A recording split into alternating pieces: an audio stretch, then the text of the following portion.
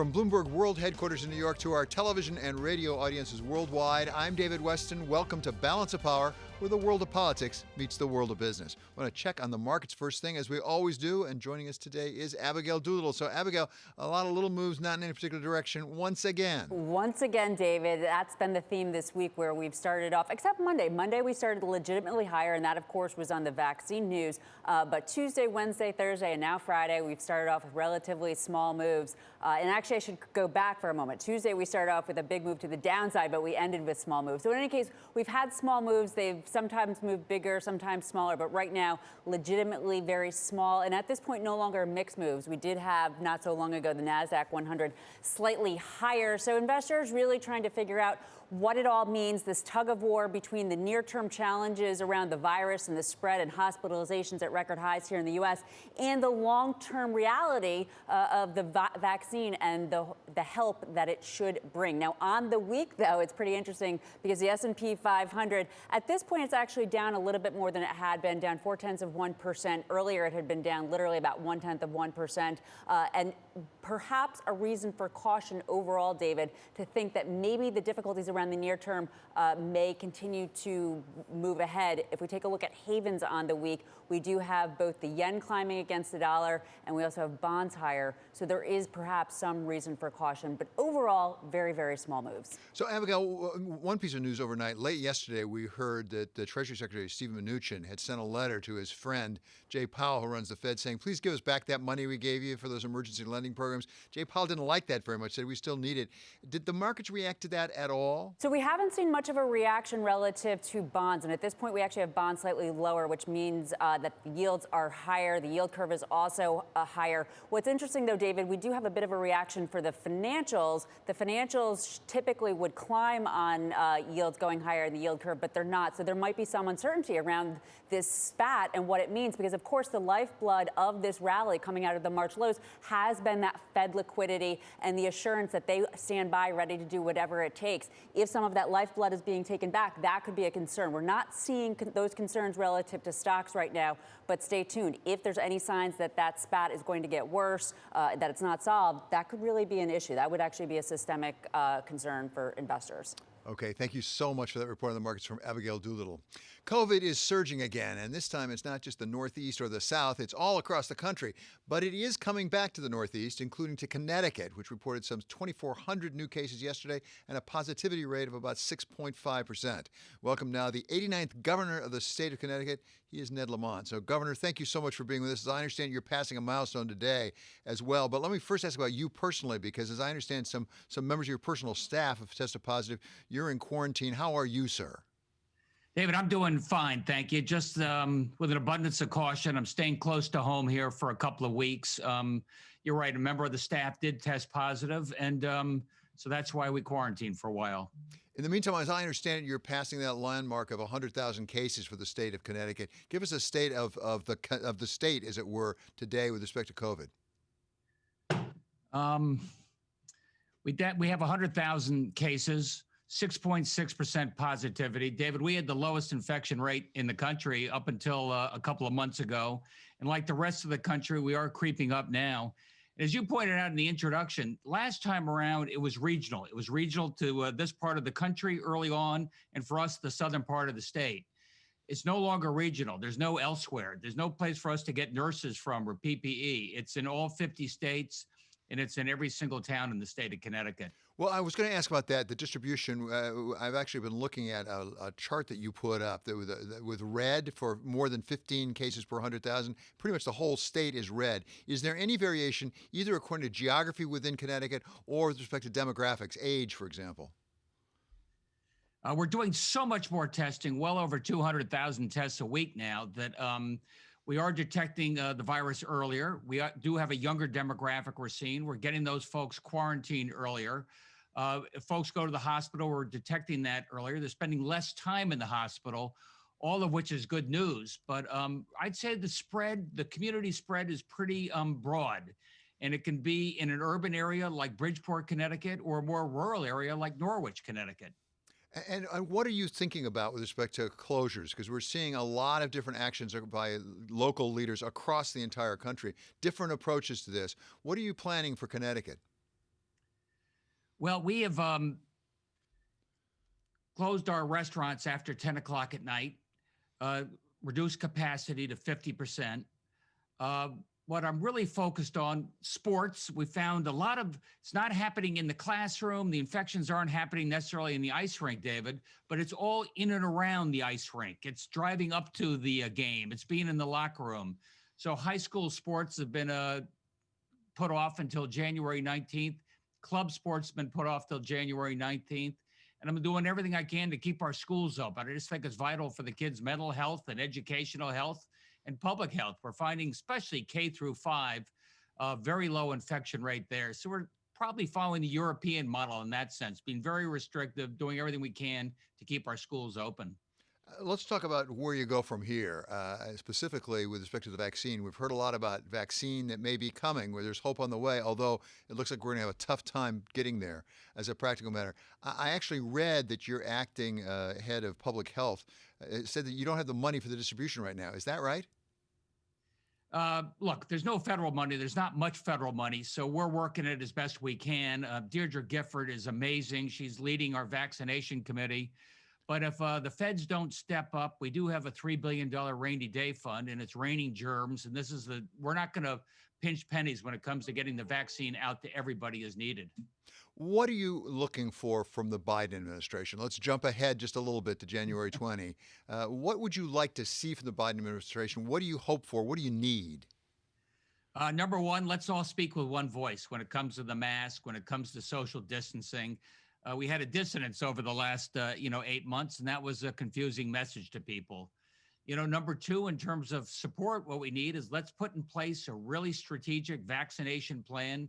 Let's fund that so all of our 50 states are working, in lockstep, and we get this done appropriately. And thirdly, some state and local aid, in particular for the small businesses to help us power through so we can avoid what could be a real knee-knocking recession. What's your situation with respect to the economy in Connecticut? What's your situation with respect to, for example, unemployment? Our unemployment is, less than 10%. But as you know, David, it's the service economy. It's restaurants. It's retail, where a lot of the employment takes place. And I hope we can keep these things open. I think retail we certainly can keep open because we can do that safely if there's no overcrowding. We're going to know a lot more in the next couple of weeks, won't we? Yeah, we sure will. But it looks pretty bad at this point as a practical matter. And as we look forward, is there much communication coming out of the Trump administration before we get to Biden on the distribution plan? We're told there's a plan. I haven't heard it. David, I have a lot of informal relationships in both the Trump transition or COVID task force as well as the Biden task force. Official communication from the Trump team is not too consistent right now. Let's talk about how it's changing Connecticut, and particularly who lives in Connecticut. What are you seeing in terms of immigration into Connecticut, for example, from New York, and for that matter, outgoing from Connecticut to other states? I think we've added probably 30,000 families have moved into Connecticut in the last 5 or 6 months. Overwhelmingly coming from New York. They want a less congested environment, maybe a backyard. Maybe it's easier to self-quarantine. Our schools are open. But I don't wish ill of New York. We're part of the greater New York ecosystem. To me, it's still the global capital of the world, and we're going to work through this together. What about that cooperation? As I understand it, you've been meeting with other regional governors. I think maybe you did just last weekend. What comes out of that? What do you talk about? What do you come up with as an approach? Well, David, I could do something with bars. I can do something with restaurants. But if Andrew Cuomo and Charlie Baker up in Massachusetts, if we're not on the same page, it's really meaningless. So we've worked very closely. What we announced last week was we got thousands and thousands of college kids coming back to our region.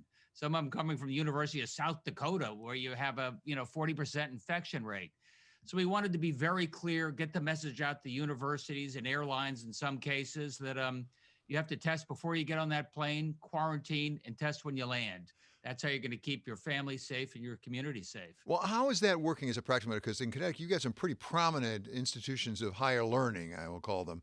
Your colleges and universities are renowned. What are you doing with people leaving your state? And what are you doing with college kids coming back into your state as we approach the holidays? We've given the same counsel to our existing colleges because we're sending thousands of kids back across the country. Test these kids before they leave. Do their states a favor, just like we're asking other universities to test the Connecticut kids before they come back here. Governor, you mentioned the 30,000 families that have moved into Connecticut. Have you had some outflow, particularly because of the tax situations? We've heard reports that some people would like to move to, for example, Florida. Are you losing prominent people from Connecticut? Well, first of all, the number one state where people leave Connecticut to go to is New York. I think we're all part of the same regional system there. Then it's California. But you're right, Florida, people of a certain age, they do migrate to Florida. They've been doing that before we had an income tax and after we had an income tax. But I'm just really pleased that Connecticut's getting younger. A lot of young families moving to this state. I feel like we've got the wind to our back there, and we've got to take advantage of that. You mentioned earlier, Governor, your rainy day fund. Talk about that, because there were projections that I think were like $2.5 billion deficit or something in August, and now you're down to $1 billion. I think your credit rating has actually improved as a result. How'd you do that? Well, we put in place a rainy day fund so the legislature couldn't spend that money, and we had a savings in case there was a crisis. Or if revenues collapse, we wouldn't have to raise taxes or slash social services. So we've got about 15% of our budget salted away. But this is the time probably to put it to use, especially when it comes to public health, especially when it comes to more testing, more track and trace, and more vaccination support, until President Biden steps up and gives us some federal relief. So you don't have that federal relief yet, at least. What's happened with the employment by the state of Connecticut, public employment? We're not filling any jobs at this point, so our overall state workforce is down a little bit. Overall employment, our GDP stayed pretty whole, David. We've got up to 88, 90% of our GDP is back. We kept manufacturing going, kept construction going. Like I said, retail is back. But if restaurants had to close, and that's a regional decision, that would impact unemployment big time. One of the issues that we've almost forgotten about now is the so-called state and local tax, the SALT treatment under the tax cut of back in 2017. Do you expect that the Biden administration might turn that around, and could that help your state of Connecticut? Yeah, absolutely. I mean, SALT implemented in the Trump administration was probably the biggest tax increase our state has seen and our region has seen in quite a long while. And I know that I'm here in Greenwich. Let me tell you, they talk about these type of things all the time. The good news for us is we ended last year with a small surplus. We've got the rainy day fund, no plans to raise any taxes. So at least people here in Connecticut have a certain sense of certainty that we plan for the situation we're in. So finally, Governor, what's the situation with your hospitals? Because we're seeing hospital beds being used up across the country. And as you said, part of the problem is it's not specific areas now, it's across the country, so you can't borrow from other regions necessarily. Yeah, I can't borrow from Peter to pay Paul. There are no Peters left. Everybody's a Paul. Here's where we are. Our hospitals, we got several big systems. They're working together as one. We've found that people are spending a lot less time in the ICU than they did back in, April and May. A lot less time on the vents. Vents were very labor intensive. We don't have that need right now, but there's exhaustion. There's exhaustion from the nurses and the docs, and we're doing everything we can to get apprentice nurses in, get retired nurses back, so we can fill out our support as we go through probably a couple more months of really heavy hits. Okay, Governor, it's always a pleasure to talk with you. I hope you have a good Thanksgiving and good luck up there in Connecticut. Many thanks to Governor Ned Lamont of Connecticut. Coming up, we talk with one of the members of President-elect Biden's coronavirus task force. He is Dr. Eric Goosby of the University of California, San Francisco Medical School. This is Balance of Power on Bloomberg Television and Radio.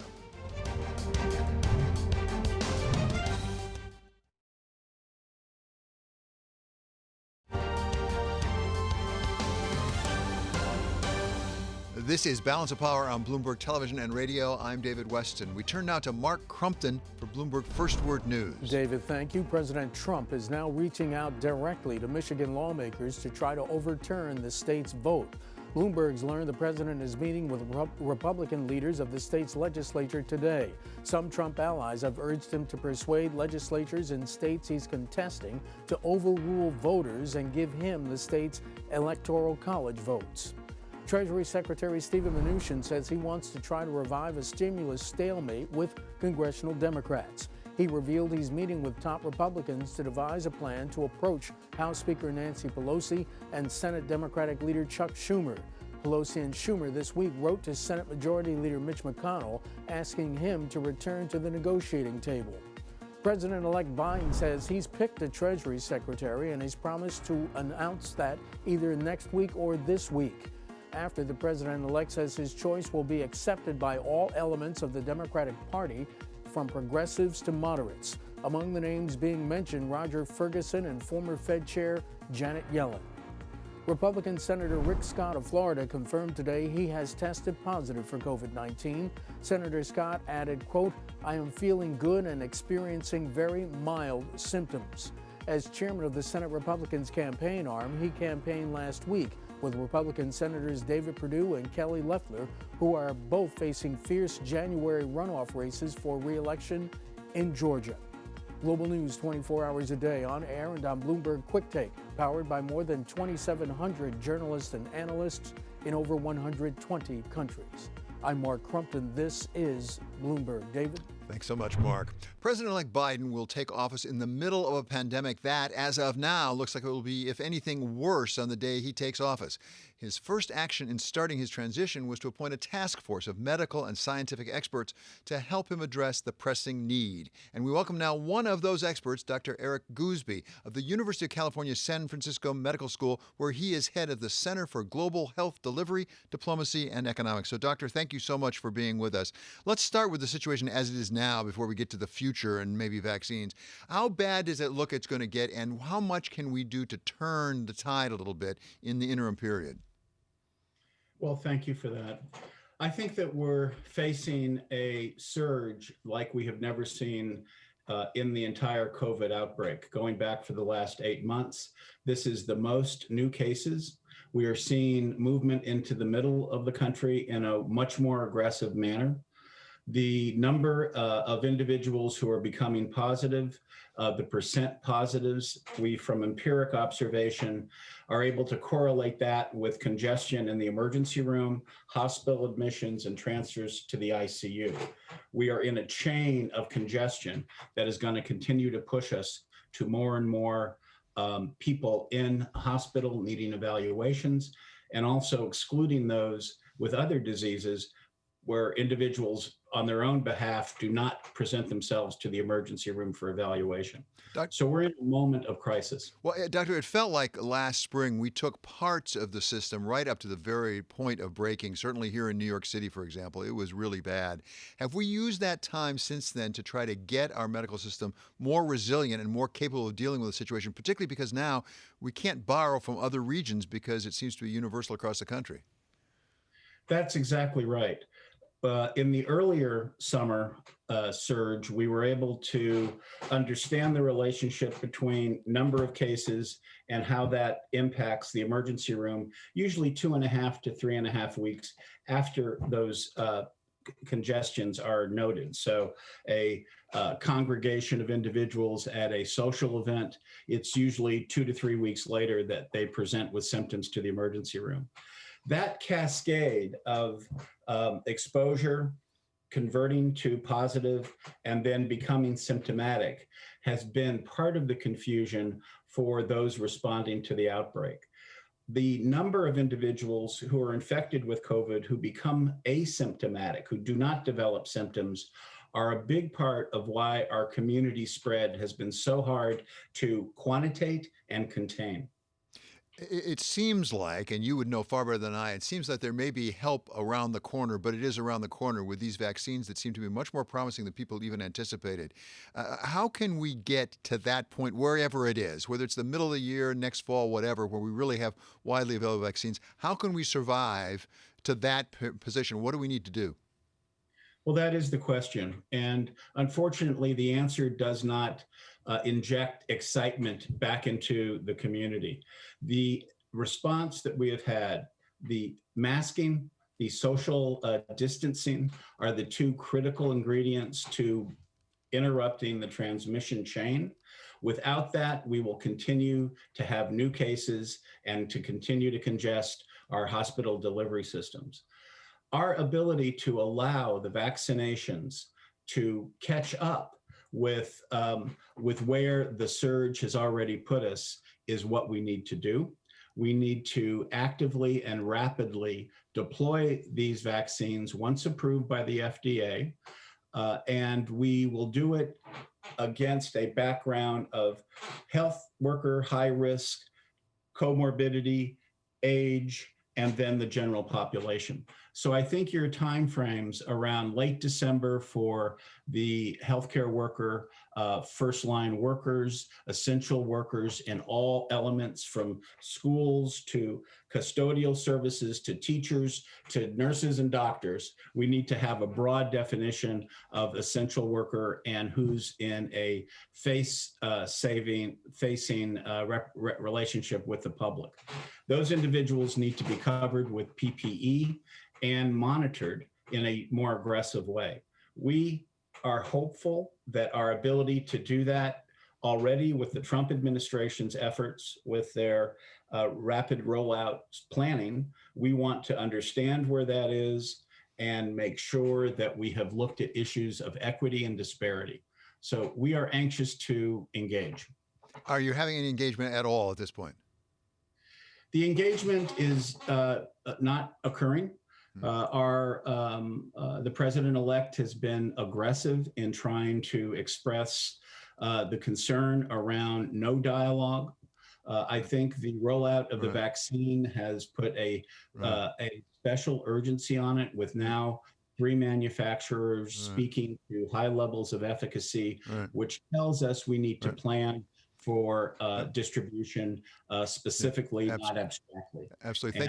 Thank you so much, Doctor. Really appreciate you being with us. That's Dr. Eric Goosby. He's professor of medicine at the University of California, San Francisco, and this is Bloomberg.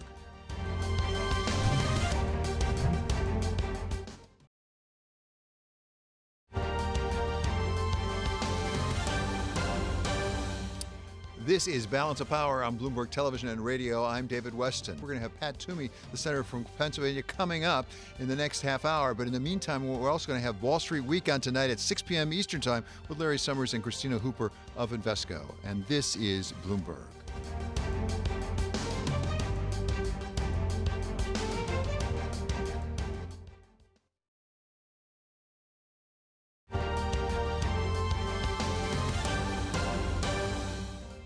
This is Balance of Power on Bloomberg Television and Radio. I'm David Weston. For Bloomberg First Word News, we go now to Mark Crumpton.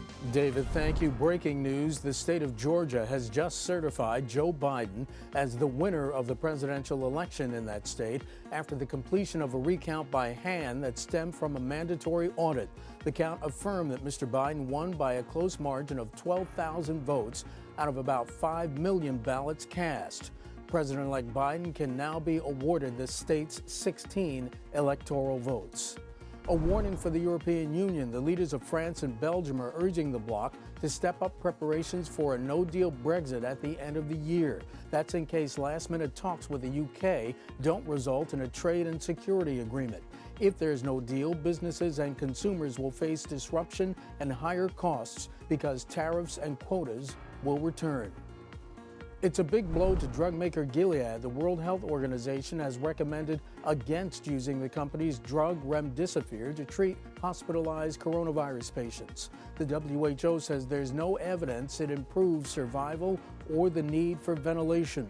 Less than a month ago, U.S. regulators granted remdesivir a speedy approval. Hospitals in New Delhi are at near capacity, facing tremendous strain as the number of COVID-19 cases continues to rise in the capital. The country hit another grim milestone today, recording 9 million infections as new curfews in some parts of the country take effect. Experts caution, however, that the official figures may be misleading since many infections could be going undetected. Global news 24 hours a day, on air and on Bloomberg Quick Take, powered by more than 2,700 journalists and analysts in over 120 countries.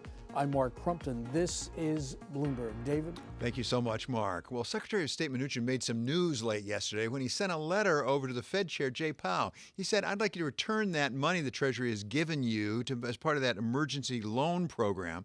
We had an immediate response out of Jay Powell saying, you know what, we think we should really be holding on to it and continuing into 2021 because we think that the economy is still somewhat shaky. A number of other Fed presidents also chimed in and said, we think it's not a good idea to stop this program now. In fairness to Secretary Mnuchin, it was due to end at the end of December, and the Secretary was basically saying we're not going to extend it. So it was not a change in direction in that respect. Welcome now Republican Senator Pat Toomey of Pennsylvania, who serves on the Senate Banking, Finance, and Budget Committee. So, Senator, thank you so much for being with us. As I just explained, there was this letter. It shook the markets up some. What do you make of it? Was the Secretary right in saying we should not extend these programs? Secretary Mnuchin is 100% correct about this, and as he pointed out in his letter, he is simply following through with what is clearly expressed in the statute, what is clearly and unambiguously the intent of Congress, and that is that these were always meant to be a very temporary set of facilities designed only to allow the private capital markets to resume their normal functioning. That happened, frankly, back in March or April. It happened almost immediately upon the announcement of these facilities. They actually worked better than I had even hoped. And as one of the authors who was in the room drafting this statute, it was absolutely unambiguous that we intended for these facilities to terminate after the crisis passed. The crisis in financial market terms, and that's what we were addressing, that passed a long time ago. And the financial markets they came back massively with tremendous liquidity, record volumes of corporate debt issuance, low rates, tight spreads. These markets have been phenomenal, and there is absolutely no need to continue, perhaps indefinitely in some people's mind, this backup facility. It served its purpose. It's time to go away. So, Senator, what do you make of the Fed response then? Because, as you say, the financial markets came back very fast. I think most people think it was a combined effort with the Fed really saying we have your back and Congress really injecting a lot of money into the economy. At the same time, we went away from the shutdown, and now it looks like we're going into something that may be just as bad, even worse in the sense that it's across the entire country. Do we need to have these facilities in our back pocket, at least for the next 3 or 4 months, as we face this real dramatic upturn in the COVID-19 epidemic? No, absolutely not, because these facilities are not there because of the possibility of an upturn in the pandemic. There's no question. There's been a significant outbreak. It's a very real medical and public health issue, but that's not what these facilities were about. They were about enabling the capital markets to function again. It got to the point where a borrower couldn't issue debt. An investor couldn't sell a bond. There was no market. There was no liquidity. That's what we were trying to fix, and we fixed it. Today, despite the significant health challenges that we've got to deal with, there's tremendous liquidity in the corporate bond market, the commercial paper market. Borrowers, even in private banking markets, surveys of small and medium-sized businesses say the overwhelming majority of creditworthy borrowers can access capital. So, look, I'm not surprised that a central bank would like to keep more powers and more tools, but that doesn't make it right. The statute is clear. Secretary Mnuchin is following the law and the intent of Congress exactly as he should be. Would you anticipate that a Biden administration might reverse this? Well, I don't think they've got the legal authority to do that. And if they were to attempt to do that, that would be a huge mistake. Look, is it possible that something could happen that would cause financial markets to freeze up again sometime in the future? Sure, it's always a possibility. And the last time it happened, Congress demonstrated the ability to turn on a dime and pass massive legislation to free up those markets. We had unanimous support for a multi-trillion-dollar package to rescue the collapsing economy. If we were to get into a bad spot in the future in this regard, the appropriate thing to do is go back to Congress and say, hey, here's why we need to do X, Y, and Z. Congress has demonstrated its willingness to do that. Senator, I think I understand the distinction you're making between the capital markets on the one hand and the economy on the other. They're not the same thing. We are seeing, are we not, some weakness now in the recovery. The recovery was coming back very nicely, but now we have various indications, probably triggered by the uptake in the coronavirus. We are seeing some weakness in the economy. What do we need to do to really address that issue? So I wouldn't overstate that. We're seeing still a tremendous amount of strength, record volumes, all-time record levels of new home starts, tremendous growth in employment. Nobody thought that the unemployment rate would be below 7% at the end of October, which is stunning. Strong retail sales, consumer balance sheets are in good shape. Corporate America has the liquidity it needs. So, look, I think there are some things we could do. Republicans in the Senate twice voted almost unanimously, Republicans, for a targeted bill. It was several hundred, about $500 billion, so not small, but it was targeted. It was an extension of the small business lending program, but only for small businesses that were actually adversely affected. It was an extension of a bump up in unemployment benefits, but not the same scale that we had before. It would be a liability protection so that employers of all kinds who are complying with the normal safety protocols would not be subject to frivolous lawsuits. That could pass with virtually every Republican senator voting for it. That could pass yet again tomorrow. It's our Democratic colleagues who blocked that legislation. So I'm hoping that Speaker Pelosi is willing to do that on which we agree, and then we can continue to discuss the areas where we disagree. So, Senator, I'd like to change for a moment to transition. I understand that President Trump doesn't think there needs to be a transition because he thinks he won the election. But as time goes on and more certifications come in, including Georgia just came in earlier today, at some point it becomes less and less likely that he'll remain in the White House. You said 10 days ago that they should start the transition against the eventuality, which seems the more likely course, that in fact we will have a President Biden. Do you see any movement in that direction? Are you talking to the White House? What are they saying to you? Yeah, so there's a lot of communication that's happening. It's not what I think should be happening. I think there should be a full conventional transition underway. As you point out, it is very likely that Joe Biden is going to be the next president of the United States. He is very likely to be certified, and that's the way this is likely to play out. And if I'm wrong, then at some point when I'm proven wrong, the transition can come to an end and becomes a moot point. But why wouldn't we go ahead and prepare for what certainly looks like the high probability event? Okay, Senator, always a pleasure to talk with you. Really appreciate your time today. That's Senator Pat Toomey. He's Republican of the state of Commonwealth, actually, I'll say, of Pennsylvania. Coming up, we talk space with former astronaut and retired Royal Canadian Air Force Colonel Chris Hadfield. And a programming note now, tonight, tune in for new Studio 1.0. The show features an interview with Yelp CEO Jeremy Stoppelman, talking about why he thinks big tech should be broken up. That's tonight at 7:30 p.m. Eastern Time. This is Balance of Power on Bloomberg Television and Radio.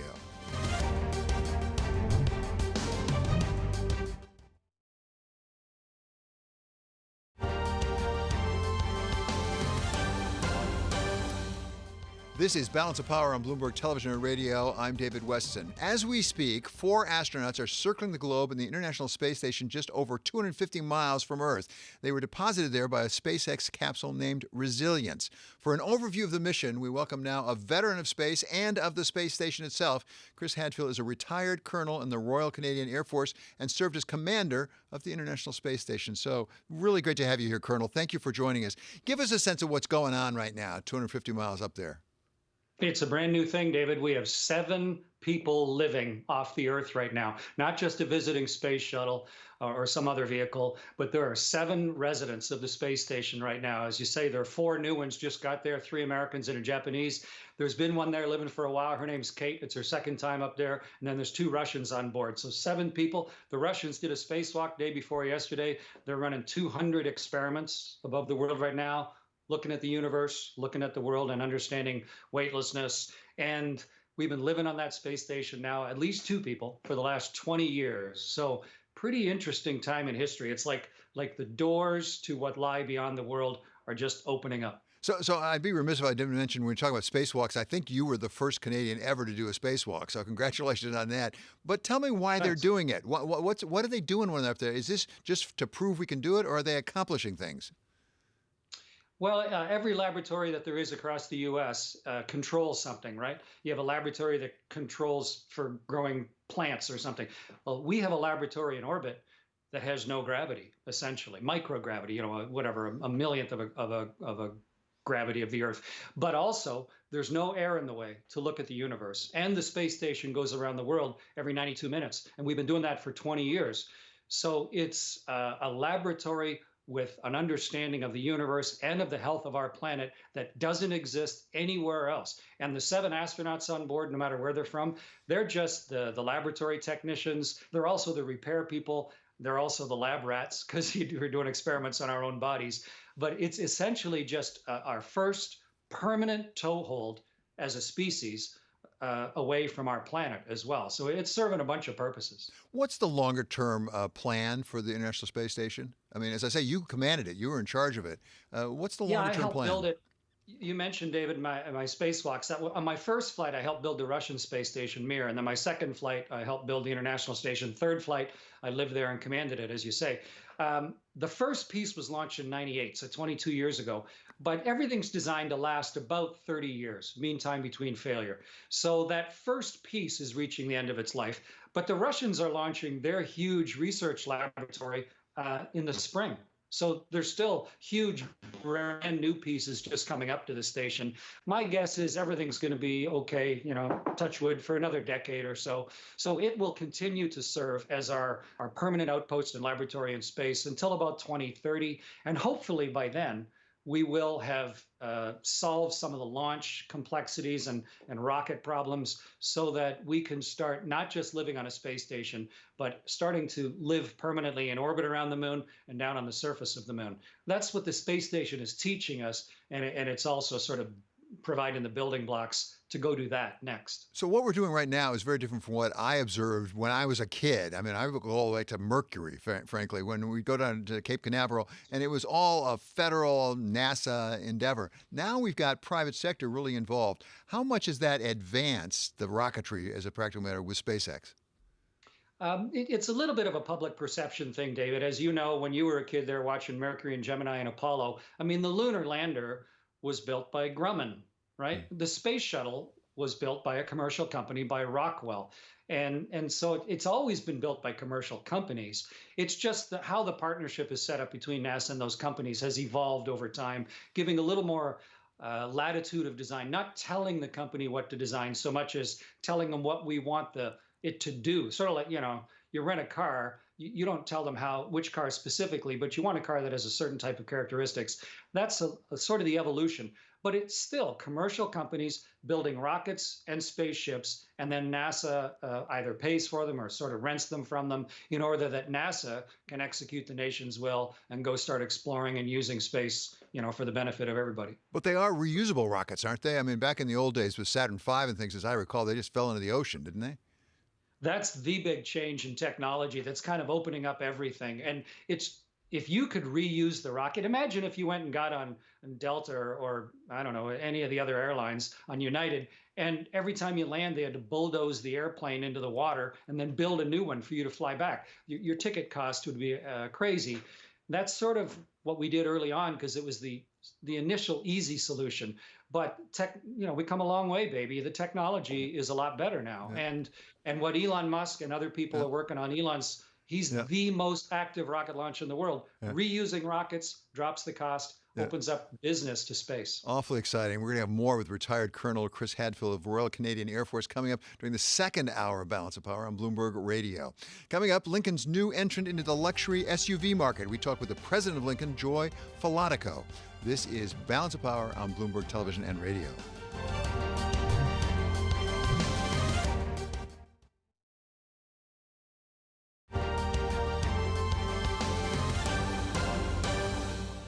This is Balance of Power on Bloomberg Television and Radio. I'm David Weston. As the audio industry comes back from what was really a devastating second quarter, Lincoln is a particularly bright spot for Ford. And to pursue that bright spot, it is introducing a new version of its midsize luxury SUV, the Nautilus, which Lincoln President Joy Falotico explained to us. We're really excited about this new vehicle because you're going to see that it has some refinements on our exterior, and then we just have a lot of dramatic changes on the interior. We will be debuting our Sync 4.2 system on the inside. It's got an all-new 13.2-inch screen and just lots of intuitive technology, really kind of bringing it up to the quiet flight DNA that we have in our Aviator, Corsair, and Navigator. So as I know, when you change these models, it's in response to the demand that you're seeing. Give us a sense of how this fits into the SUV market overall, as well as into Ford's plans for SUVs. Yeah, sure. So this is at the heart of the premium market. It's the medium premium utility. It makes up over 34% of the industry, so very important segment where Nautilus plays. And we're seeing pretty good demand this year, especially on our SUVs. We are actually up 0.8 on share this year at Lincoln, and we had our best October in 34 years globally, and it really was on the back of our SUV lineup. You know, it's interesting, when you talk about market share, that perhaps answers my question, but how much of your dramatic growth in the second half of this year has been a bounce back from what happened last spring? Because obviously the economy was taken almost to a standstill. How much is a bounce back? How much of it is organic growth going forward? Yeah, so certainly the volume was a bounce back in demand that we saw in the second half of the year. But the share growth is a year-over-year number, so it's really a testament to our clients and their receptivity to our new SUV lineup. How has the pandemic affected Lincoln as a practical matter, and both on the demand side, but also on the production side, as we're going to a winter that the President-elect Biden has said is going to be a dark winter because of coronavirus? How is it affecting your business? Well, obviously, as I mentioned, we're up year to date. We are cautiously optimistic as we look forward. And, you know, the health and safety of our employees, our dealers, and our clients are paramount. And so we have, brought forward a lot of protocols that we used earlier in the year to ensure the safety with the PPE equipment. And we'll continue to do that and be very vigilant on that.